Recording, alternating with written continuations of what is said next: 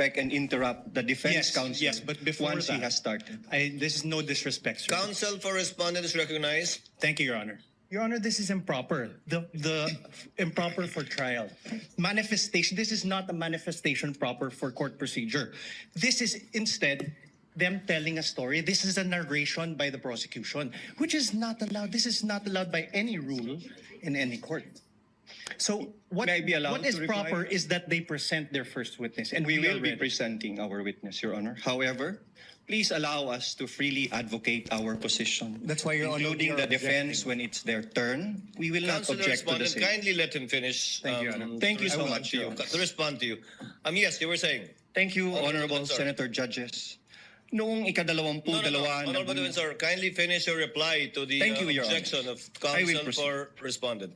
allow us to freely advocate our positions through the proper and respectful discourse. This is not prohibited under the rules. In fact, the court has declared that yesterday the rules will not comply with the strict procedures of a judicial proceeding. Each article is a separate complaint, and it would be the proper guidance for the senator judges, lalo na po sa ating mga kapwa Pilipino na nanonood, para mas lalo nilang maunawaan ang ipipresenta naming ebidensya. The impeachment is a sui generis. Sui generis dahil kakaiba ito, hindi ito judicial, administrative, o civil o criminal proceeding. Hayaan niyo po kaming magbigyan ng 5 minuto para mailatag namin kung paano namin maipresenta at ang basihan namin sa pagpresenta ng aming ebidensya. Your Honor, may I respond? The presiding officer should rule. Although indeed we will interpret the rules liberally, and although indeed this is a sui generis proceeding, neither will we allow any dilatory moves and/or tactics, and I will bind and hold you to your 5 minutes, Honorable Defensor. Absolutely, And we Your will Honor. clock it. Your Honor, we will may- afford the same opportunity to the counsel for respondents when their turn arrives. Thank you, Your Honor. Your Honor, we move to strike that opening statement. It's improper for trial. It is not evidentiary in nature. And it only provides in conclusions of fact and law. Most of it is irrelevant. And fact of the matter is the prosecution should present evidence and not manifest in this improper manner. May I be recognized, Your Honor? No need. Motion is denied. Let it remain in the records and as instructed by the chair for the senator judges not to consider, deem whatever statements were given by the Honorable Defensor as evidentiary in any way, shape, size, or form. Again, counsel, call your first witness. Your Honor, may I request permission to Your Honor- recognize counsel for the panel of prosecutors, Attorney Virgil Ligutan, to conduct the examination of our first witness. Your He Honor, will be may I- under the direct Counsel suspension for and control respondent, what is your pleasure? of the Your Honor, panel may of I prosecutors. register my continuing objection to the opening statement by the prosecution. Kijk tot het einde van de video. Ik laat je zien hoe je met Belly. Well, I don't think he'll do it again, but nevertheless, so noted. Thank you, Your Thank Honor. you. Your Honor, may I Your Honor, may we move for the exclusion of Agent Kalilong for being not previously attached to the Cebalya and Cabrera complaints, as well as exclusion on the ground that he was not included in the articles of impeachment transmitted to the Senate Impeachment Court.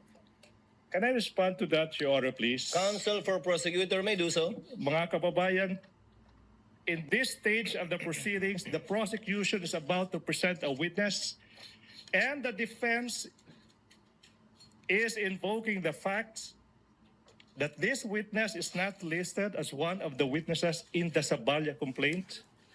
The Sabalya complaint already lived its natural life. Your Honor, this is the impeachment proceeding of the articles of impeachment filed by the House of Representatives. Sabalya et al. Is done. That should not be a proper objection, Your Honor, please. As to the number 2, I think the good counsel mentioned that it is not part, this witness is not part of the articles of impeachment. Your Honor, please, I have been practicing for quite some time. I don't see that. Your Honor, may I allow to reply also? Can I finish? It's not a ground. And in fact, Your Honor, please, to settle the matter, this witness is listed in the pretrial order. The issue is settled. The issue is passé. No ground for objection. Let me proceed, Your Honor. Of course not, Your Honor. There were no rulings. Counsel in the for respondent is recognized Thank you, for Your a final rebuttal on this issue before the chair will issue a ruling. Your Honor, there were no rulings on the pretrial order on exclusion of witnesses. We have a current petition with the Supreme Court questioning the very actions of the prosecution to allow the presentation of evidence that were not attached to the Sabaya or Cabrera impeachment complaints would allow the House of Representatives and the prosecution to circumvent the very procedural abuse condemned in Stonehill versus Jokno and allow the violation of the respondent's constitutional rights as held in Duterte in the House versus the House of Representatives. Your Honor, the prosecution says the Sabaya complaints have lived their and they died their natural deaths. However, Your Honor, this precisely does not cure what the prosecution did. This does not cure the violation of the rights of my client. If I may, Your Honor, please. The chair will make its ruling. The motion to exclude by the counsel for respondent is hereby denied. Chair cites Enrile versus Sandigan Bayan, which states that the prosecutors may add or rely on evidence during pre-trial even if the evidence is not stated in the complaint or articles because only a summary is required to be stated in the articles of impeachment in this case and or complaint and not a complete list of the prosecution's evidence and or witnesses. The court in general will not shackle the prosecution by limiting it to the evidence mentioned in the information and or the articles, especially when it is mentioned in the pre-trial brief, not only order but brief of the counsel for prosecutors. But in relation to this witness, even if you will do cross, you can register your continuing objection, counsel for respondent. Your Honor, we note that the Exhibit P-I-IU-8 is not an original or certified true copy, and we object to the introduction of this and the identification of this. What does counsel for the prosecution say? Again, I reiterate, if it is a printout of an electronic document, the rules are clear. That is an original, Your Honor. Your Honor, if you look at it, there's on the bottom left-hand portion, there is a mark, certified true copy. This certified true copy would not have appeared in any correspondence with no reply at records.facebook.com. So it is not a printout. It's not an original. Would not reflect what accurately was printed out or appeared on the screen. 2 What points. does counsel for the prosecutor say? 2 points, Your Honor, please. Settled now, 2019, assuming that the counsel is correct. Photocopy now is considered as an original, Your Honor, please. And number 2, Your Honor, please. With all due respect, presentation of evidence, objection to the admissibility of object and documentary evidence happens when the documents are formally offered in evidence. We are just in the process, Your Honor, please, of presenting this evidence. So therefore, the defense may object thereto when we formally offer the exhibit, Your Honor, please, and that's not happening yet. Your Honor, As the last point, counsel for respondent, Thank you, Your before the chair makes a ruling. Your Honor, true that photocopies are now considered originals. However, the photocopy must be an accurate and exact reproduction of that original or that printout.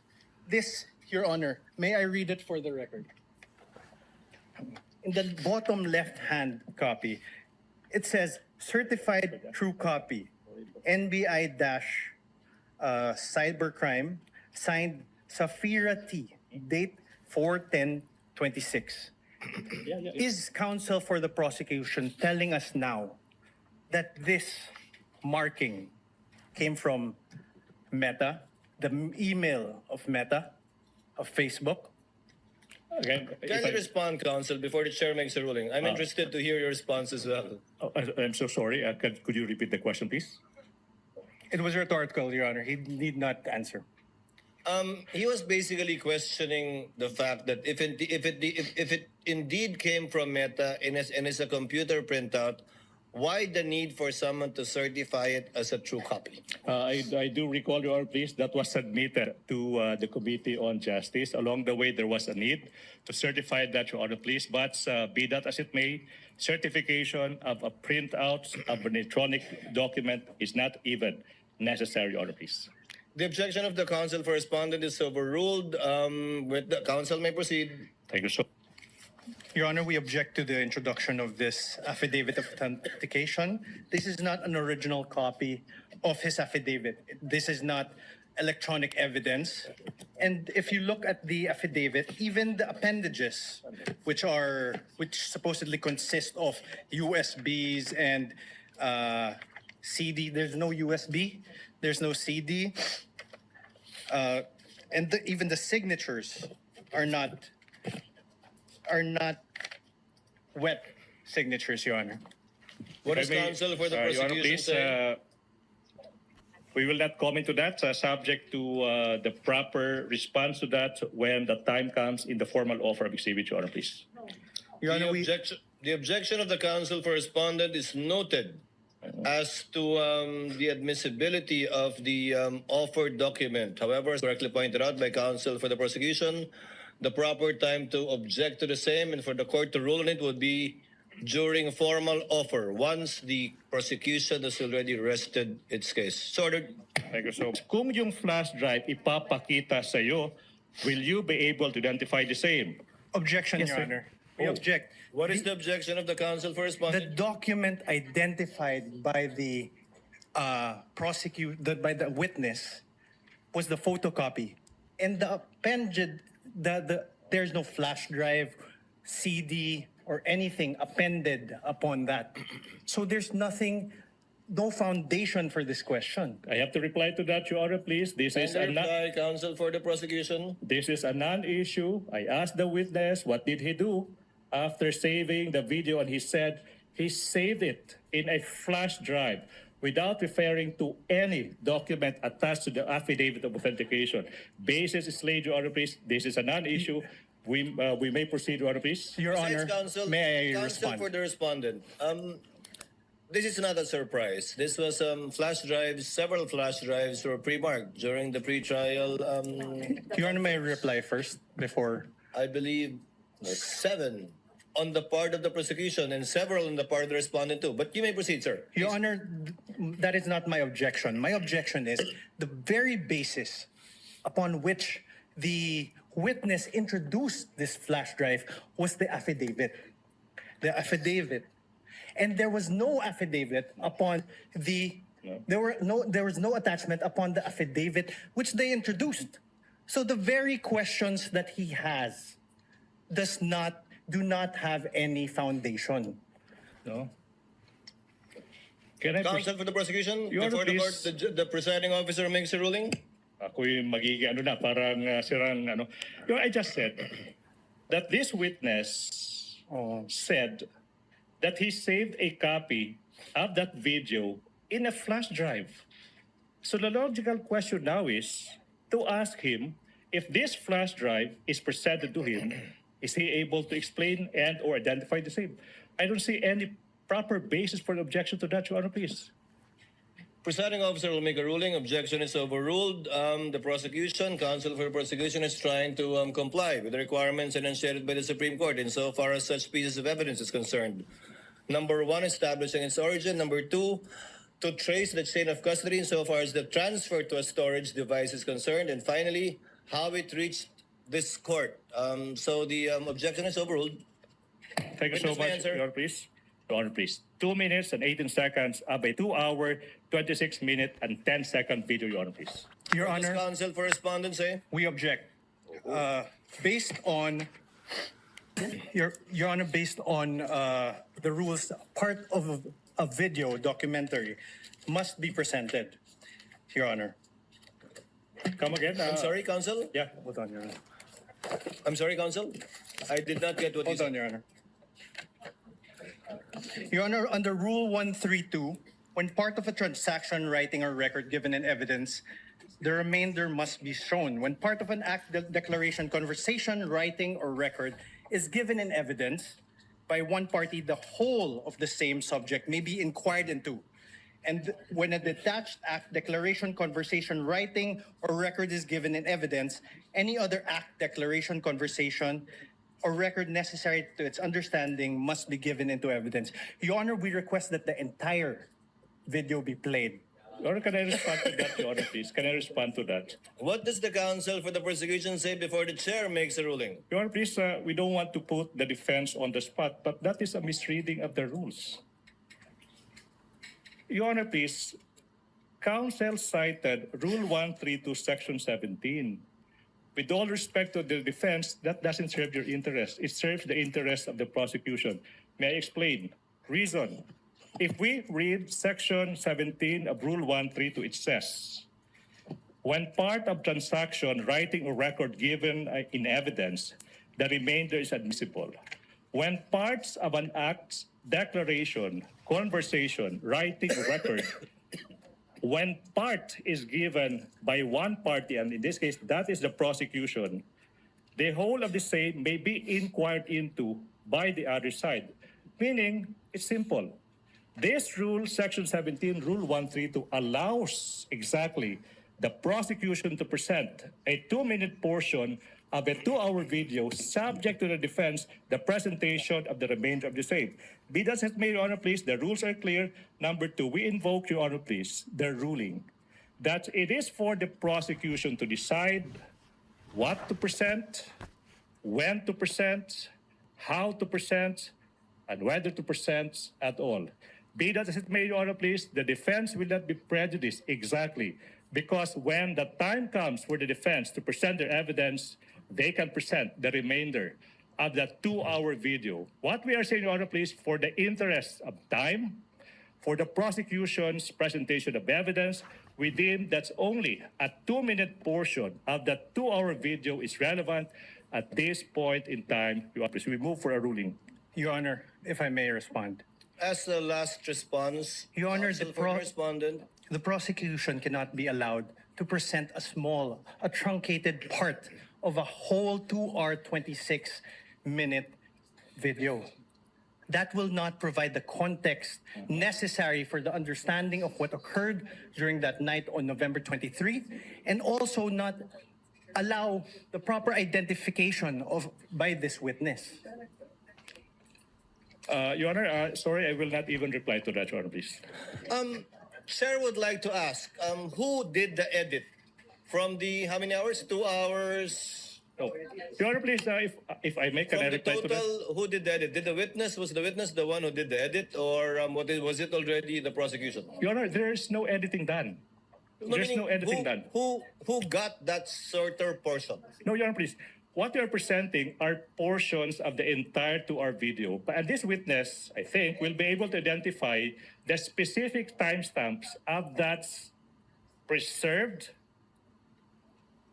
not edited portion. If I may repeat, Your Honor, please, we are not presenting any edited portions, but only snippets, portions of that 2-hour video. And this witness, I suppose, will be able to identify which specific portions that he would like the court to view at this point. So when it is shown, the witness will testify and attest to the portion of the entire video that it was found insofar as the timestamp is concerned. Yes, Your Honor, please. But as evidence, at the proper time, you will be offering this entire Yes. 2-hour or so video. Yes, Your Honor, please. And simply highlighting Yes.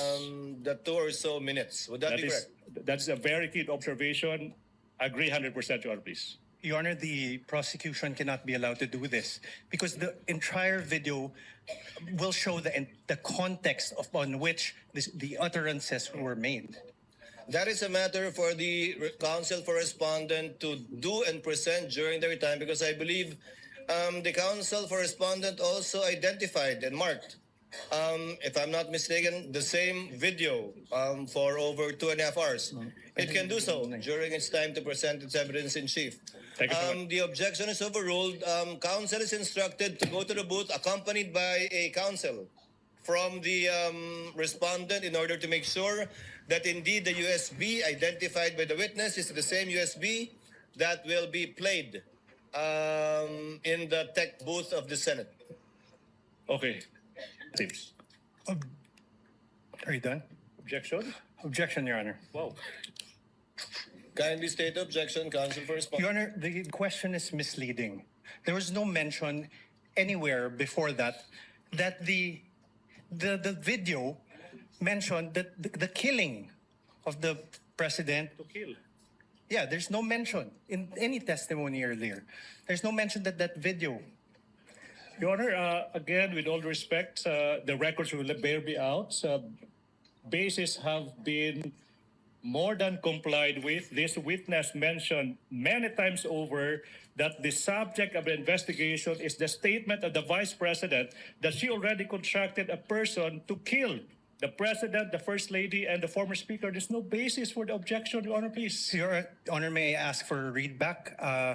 He was the only party who said that, Your Honor, not Kindly the... use the third party in referring to opposing counsel. Yes, Your Honor. If I may, Your Honor. May I ask, Your Honor, for a... Let the counsel for defense finish his statement. May I ask, Your Honor, for a reading of the transcript, as the witness, to my recollection, never mentioned that the Vice President did those things. All right. If I may, Your Honor, please. Counsel, kindly lay the basis. Yes, Your Honor, please. Now, Mr. Witness, you said that your office, the NBI, conducted an investigation for a statement made by the Vice President noong Nobyembre 23, taong 2024. Naalala mo yun?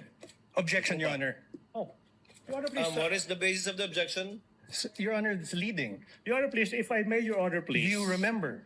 Leading, Your Honor. If I may, Your Honor, please, I'm just giving into what the defense wants. The record will bear me out. This witness mentioned so many times over that he investigated the statement of the Vice President uttering that she already contracted a person. The whole nation is listening. The chair will Your make Honor, a ruling. so The many objection- words leading. The chair will make a ruling. The objection is overruled. Earlier, chair noted, I have it in my notes, that the question was propounded by counsel with respect to the 11/23/24 incident that was the subject matter of a digital forensic examination by the witness pertaining to the former Vice President. That was the instance, if the counsel will recall, that counsel for the prosecutors asked the witness if he knew who the Vice President was.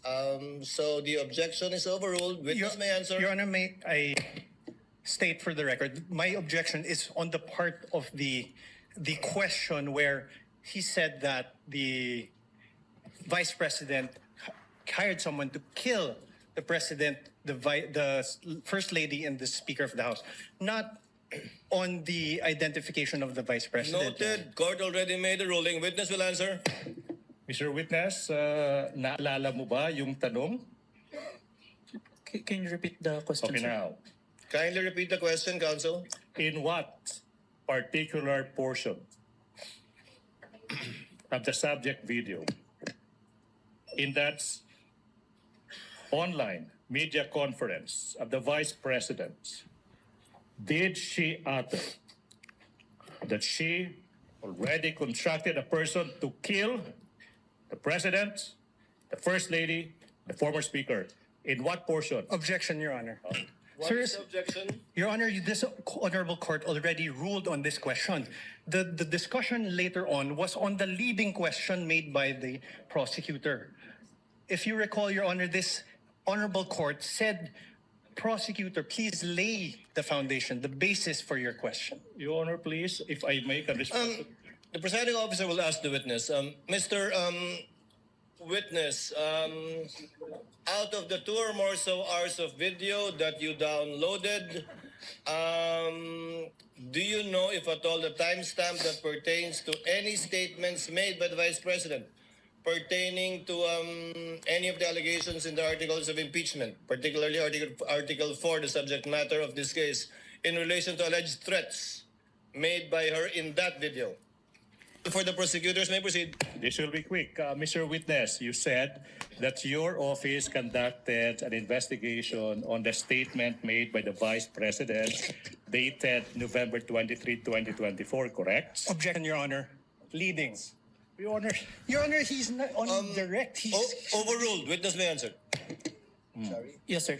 Now, tanong, ano ba exactly yung sinabi ng Vice President nung araw na yan, November 23, 2024? Objection, Your Honor. Well, I'm not yet done. Well, Your Honor, the pauses of the prosecution are very Kindly confusing. let the counsel for the prosecutors finish his question Precisely, before you Your Honor. object. May I Counsel ask for the prosecutor also may proceed. may I ask, instead of this, Your Honor, may I ask that the Honorable Court direct the witness to allow me to object before answering? Because No.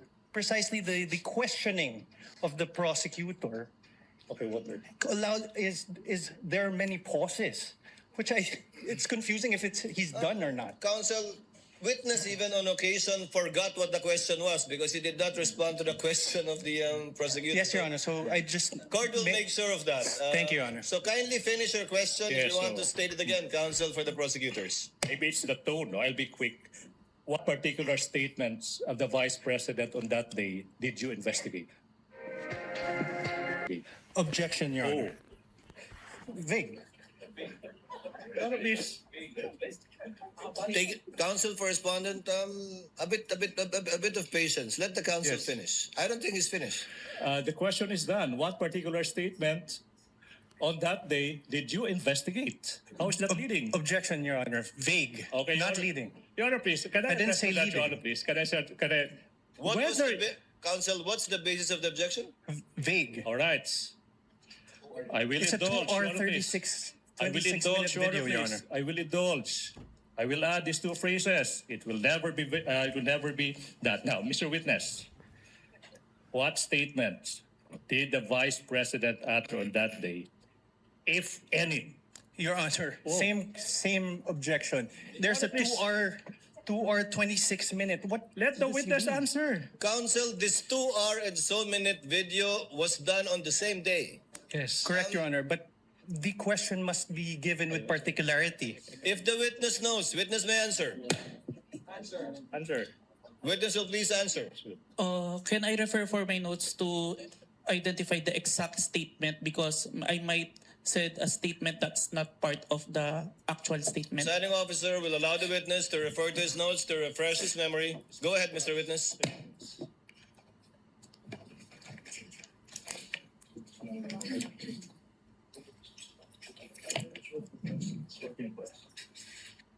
The specific statement, quote and quote, yes, huwag kang mag-alala ma'am sa security ko kasi may kinausap na ako na tao. Sinabi ko sa kanya, kapag pinatay ako, patayin mo si BBM, si Lisa Araneta at si Martin Romualdez. No joke, no joke. Nagbilin na ako ma'am. Pag namatay ako, sabi ko, huwag kang tumigil hanggat di mo sila mapatay. Hanggat di mo sila mapatay sila. And then he said yes. Please proceed, counsel. Thank you. Now, in what particular portion of that video recording that you authenticated of that online media briefing on November 23, 2024, did the Vice President utter those words? If I may, sir, I think we should include the question first. It starts at 1 hour and 15 minutes to 1 hour 17 minutes and 18 seconds, sir. Your Honor, so the witness manifested as an answer to the question in what portion he said, timestamps 1 hour 15 minutes 0 second to 1 hour 17 minutes 18 seconds, and we computed, Your Honor, please, it's a 2-minute 18-second portion of that video. At this juncture, Your Honor, please, bases have been laid. The nation can finally see it. The court will do. We move that's 2-minute and 18-second portion of that video be presented at this juncture, Your Honor, please. The Secretariat is instructed to play the USB given to the tech behind that was observed and witnessed by both counsels for the parties. Sorted. Your Honor, same objections to this printout. Yes. May I know the specific Your Honor, same objection? objections. There is on the right bottom portion of the Annex P-U-12, 12A, and until 12B. There are marked certified true copies from the NBI signed Safira T, dated 4/10/26, Your Honor. Court made a previous ruling about this matter already, but the objection is duly noted. Submit, Your Honor. Thank you. Your Honor, we move to strike the manifestation. He's already testifying on behalf of the witness. Your Honor, we cannot move to strike a manifestation of counsel. The good counsel could do his own manifestation. That's not in the rules. I would like the Honorable Court to rule, Your Honor. Motion is denied. Let it stay and remain in the records in response to the query of Senator Judge Erwin Tulfo. Senate. Ano ba yung nangyari? Ano ba yung nangyari kung meron man pagkatapos ng naging investigasyon ng NBI? Objection, Your Honor. Misleading. He assumes as fact not testified to by the witness. Kindly rephrase, counsel. Okay, now, what happened next, if any, and if you know, and in relation to the investigation conducted by the NBI, after the NBI's investigation? Objection, Your Honor. Same objection. Your Honor, please, if I may. Witness may answer. I sent you money to remit you. Attorney Narvasa, if you recall yesterday, Attorney Ligutan, in response to a question by a senator judge, gave a discussion, a peroration, if you will. But yesterday I said we will be giving counsel the same opportunity. I cleared it earlier with Senator Pia Cayetano, who wanted the statements deleted from the record. However, since this is a televised proceeding, nakita na napakinggan na So, i-erase ko man sa record, baliwala na lang. The fairest thing to do is to give you an opportunity as well. Attorney Ligutan spent 5 minutes and 18 seconds delivering his discussion. The court will give you the same time after your cross-examination with a warning. With a warning and reminder from the presiding officer that the presiding officer will not tolerate such perorations again by either party, even if it is in response to a question of a senator judge, and the presiding officer will try to remind as best he can senator judges to let the witnesses present the evidence of both parties instead of the counsels presenting both facts and law through their statements. Senator Judge Cayetano, Alan. I'd like to